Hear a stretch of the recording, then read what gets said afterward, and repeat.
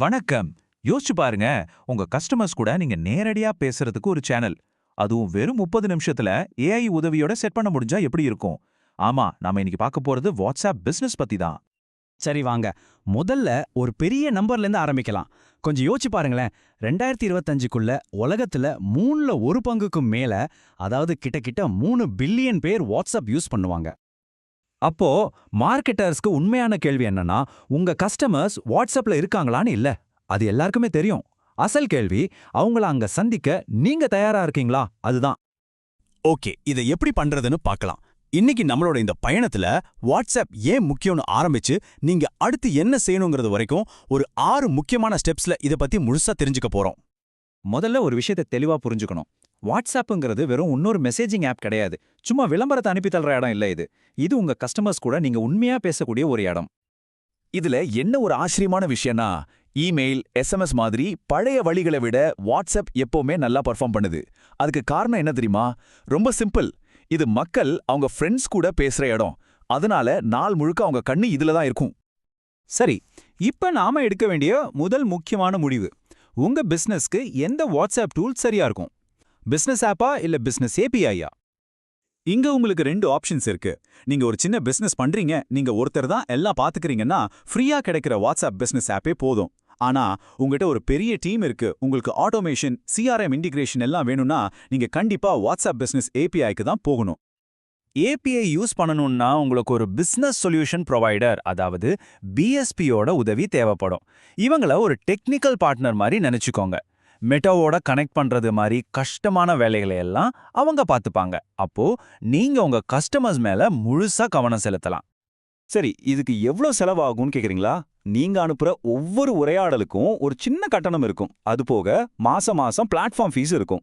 ஒரு சின்ன செட்டப்புக்கு மாசம் சுமார் $75 இருந்து $500 வரைக்கும் செலவாகலாம். ஓகே, இப்போ உங்ககிட்ட சரியான டூல்ஸ் இருக்கு. அடுத்து இந்த டூல்ஸை வச்சு உங்க பிசினஸ எப்படி உண்மையிலேயே வளர்க்கறதுன்னு சில நிரூபிக்கப்பட்ட வழிகளை பார்க்கலாம் வாங்க. இந்த 5 வழிகளும் ரொம்பவே பவர்ஃபுல்லானவ. உதாரணத்துக்கு, யாராவது உங்க வெப்சைட்ல ஒரு பொருளை கார்ட்ல போட்டுட்டு வாங்காம போயிட்டாங்களா, ஒரு ஆட்டோமேட்டிக் ரிமைண்டர் அனுப்புனா போதும், அந்த சேலை ஈஸியா க்ளோஸ் பண்ணிடலாம். அதே மாதிரி புது ஆஃபர்ஸ் கொடுத்து பழைய கஸ்டமர்ஸையும் திரும்ப கூப்பிடலாம். இங்க முக்கியமான விஷயம் என்னன்னா, சும்மா மெசேஜ் அனுப்புறது மட்டும் இல்ல. ஒரு கஸ்டமர் உங்களை முதல்ல பார்க்கறதுல இருந்து உங்க ரெகுலர் கஸ்டமரா மாறுற வரைக்கும் அவங்கள வழிநடத்துற ஒரு ஃபன்னல், அதாவது ஒரு பாதையை நாம உருவாக்கணும். இந்த கஸ்டமர் பயணத்தை நம்ம சிம்பிளா ஒரு 4 ஸ்டேஜா பிரிக்கலாம். ஒவ்வொரு ஸ்டேஜுக்கும் ஒரு குறிப்பிட்ட கோல் இருக்கும். இதனால நீங்க அனுப்புற மெசேஜ சரியான நேரத்துல சரியான தாக்கத்தை ஏற்படுத்தும். முதல் ஸ்டேஜ் அவேர்னஸ், அதாவது விழிப்புணர்வு. யாராவது சைன் அப் பண்ண உடனே உங்களுக்கு ஏதாவது ஹெல்ப் வேணுமான்னு ஒரு சின்ன வெல்கம் மெசேஜ் அனுப்புறது. இது ஒரு விளம்பரம் மாதிரி இல்லாம ஒரு உரையாடலை ஆரம்பிச்சு வைக்குது பாத்தீங்களா? 2வது ஸ்டேஜ் கன்சிடரேஷன்.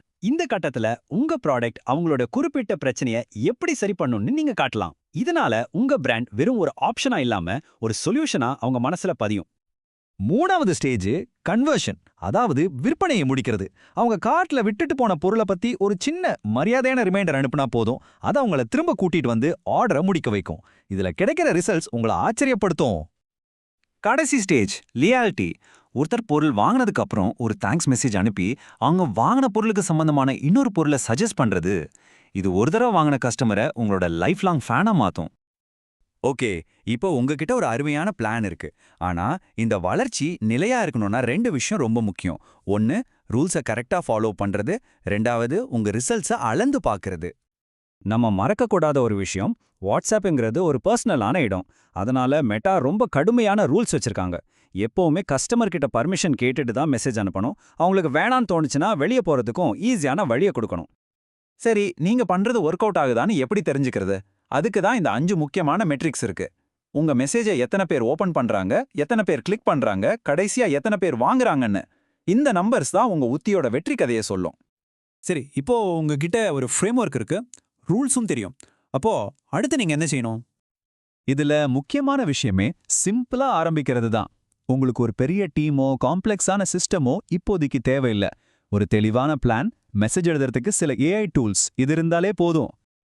பாருங்க, இந்த முழு ப்ராசஸும் உங்க வளர்ச்சிக்கான ஒரு சிம்பிளான வேகமான வழி. அப்போ கடைசி கேள்வி இதுதான். உங்க கஸ்டமர்ஸ் இருக்கிற இடத்துலயே அவங்க கூட ஒரு உரையாடலா ஆரம்பிக்க நீங்க தயாரா?